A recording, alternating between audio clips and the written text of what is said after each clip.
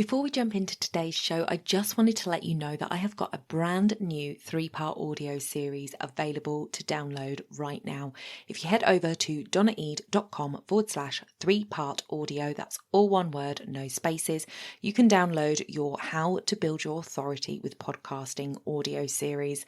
This is going to address guesting and hosting. So if you're interested in either of those and you want to know how to build your authority, head over to donnaeade.com/3-part audio. The link will be in the show notes. You're listening to the Mindset and Action Podcast, the place to be to grow and streamline your business. I'm your host, Donna Eade. Let's jump into the show.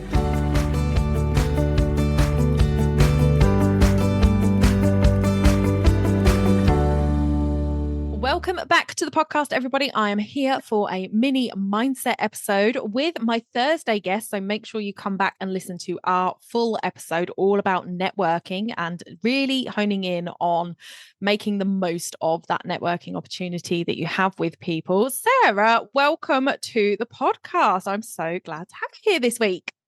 Thank you. I'm excited. I'm like so excited for the 2 parts too. Like this is gonna be so good. Just like to do something different. So people will find out a lot about you on Thursday, but do you want to give them just a little brief overview of who you are and what you do now? Yeah, of course. So I'm Sarah Gemmell. I'm an expert networking strategist. So we dove into on Thursday's episode just all the things networking strategy, how to get more out of the time and energy that you're spending in networking. So you're not just wasting a bunch of time. And that's what I do full time. I do marketing and lead generation consulting, hyper focused in getting more out of your networking efforts. I'm also a cat mom, horse mom, and soon to be actual human mom. I love the way that we do that with our pets. Like people who turn around and say that you are not a mum to your cat. I'm just like, you're not my person. Go. Yeah. Exactly. You know, mate. You don't get it. No, you don't get it. Absolutely. Okay. So in this episode, what we do is we talk about our mindset blocks, and the premise of it is just to help people understand that they're not alone with blocks that they have, and sort of give them some ideas. And we're crowdsourcing how we get through these ideas. So Sarah, what is kind of the biggest block that you've had to overcome in your business so far, and how did you manage to do that? One of the biggest mindset blocks that I've had just in general, right? When I think about general over the course of the last 8 years of being in business is really the mindset around selling. And one of the greatest things I ever learned was changing the word selling for helping, because selling feels so weird, and we're told that it's icky, and we're told that it's spammy. And I remember being interviewed for my first personal training job, and literally I said, I'm not good at sales. Right. And it was like, that was my one thing when they were like, what's your weakness? And I'm like, sales, because it's just one of those things. Right. But at the end of the day, we have to sell in order to keep our business running. Like if we're not making sales, we have no business. Mm-hmm. So you have to figure that out, right? You have to figure out that mindset block around selling to where it feels really, really good. And to me, I really believe in being ethical. Like I want to be authentic. I want to be ethical. I want to do things the right way. I want to feel good about it when I go to bed at night. Yeah. So when I changed the word selling for helping, I'm like, okay, I'm not working with people who I'm just taking their money and I don't think that I can actually help them. Like I know that I can actually help them with something. So now there's an exchange of value. And if I don't think I can help them, I'm okay saying, hey, listen, I don't think I can help you. Here's a referral out.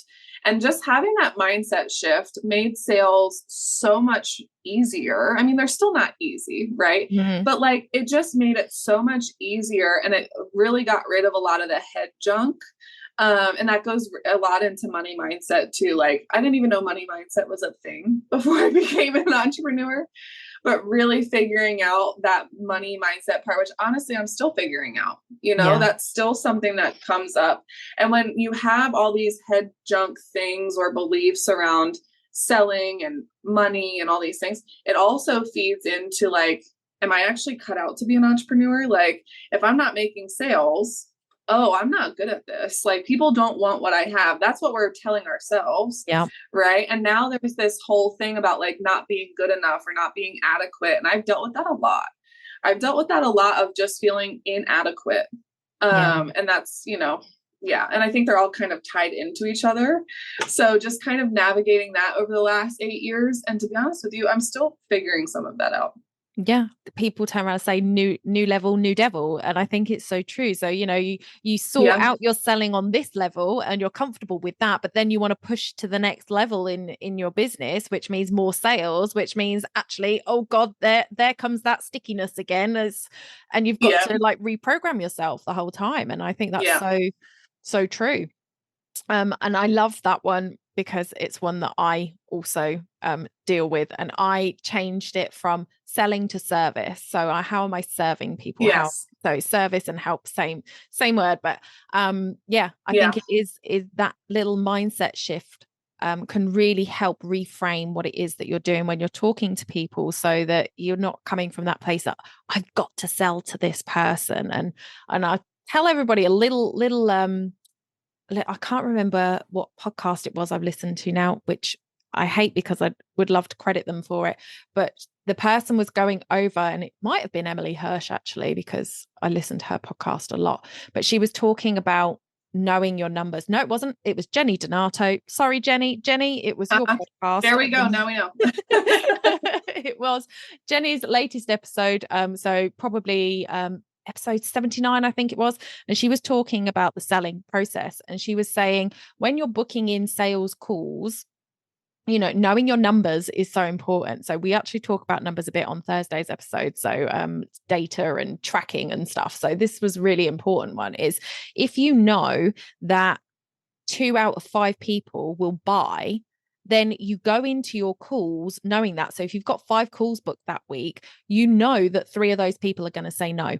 And that's okay. And when you can go into it going, it's okay, I'm just going to help, I'm going to offer, and what will be, but I know that 2 out of 5 people generally say yes, and that's okay. That's the number I need. You go into it with a different mentality, with that help, and being able to work from integrity rather than, being desperate for the sale, which we also talk about on Thursday, that desperation that comes from networking, where you're in there and you're just like, I need to get somebody to buy from me or refer me or something. Yeah. It's never a good place to come from. So I liked that tip from Jenny. So really good one to sort of know your numbers. It's so important to know your numbers. So brilliant. Thank you so much for that, Sarah, because I think that's one that a lot of us also deal with, and it is connected in so many ways. So Denise Duffield Thomas, definitely a great author to mention when it comes to money mindset blocks, and Sarah Brill, who came on the podcast a little while back. She's a money mindset coach, so definitely go over and check her stuff out as well. But it all links. It does. And I will also add that having a community of people, and this goes right into networking too, right? The added bonus to networking is having friends friends that understand what it is to be an entrepreneur. They're working on similar things. Like, have people that you can talk to, because when you just sit in your at-home office and you're feeling like you're inadequate, you're feeling like you're desperate for sales, you're feeling like you don't know what's going on, that is like not a good place to be at all. That is a very, very dangerous place to be. Like, have the people who you can call and say, okay, I have this launch. It's not going the way I want it to. And instead of me flipping out and burning the whole business down, like, help me work through this, or I'm feeling inadequate, or, have those people that you can talk to on the business side of things. Your friends and your family who are not entrepreneurs, they're very well intentioned, but it's not the same. Yeah. Like, having those entrepreneur friends who are at the same level of entrepreneurship that you are is a game changer, right? So like, do all the things, read the books, go to the podcast, go to the mindset coaches, meditate, do whatever it is that you need to do, but make sure you have those people that you can like bounce ideas around with. And they don't need to be your therapist.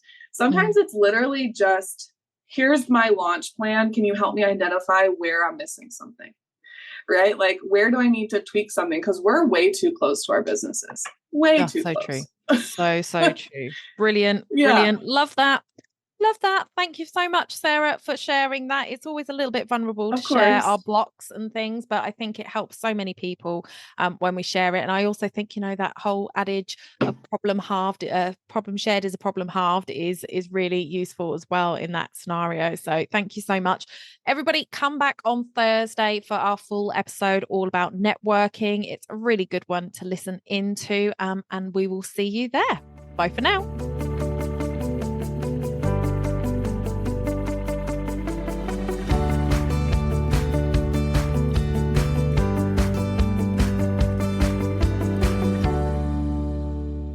Don't forget to hit those stars and leave a review of the podcast where you listen if you found value in what you heard today. It's a free way you can help the podcast reach more people just like you.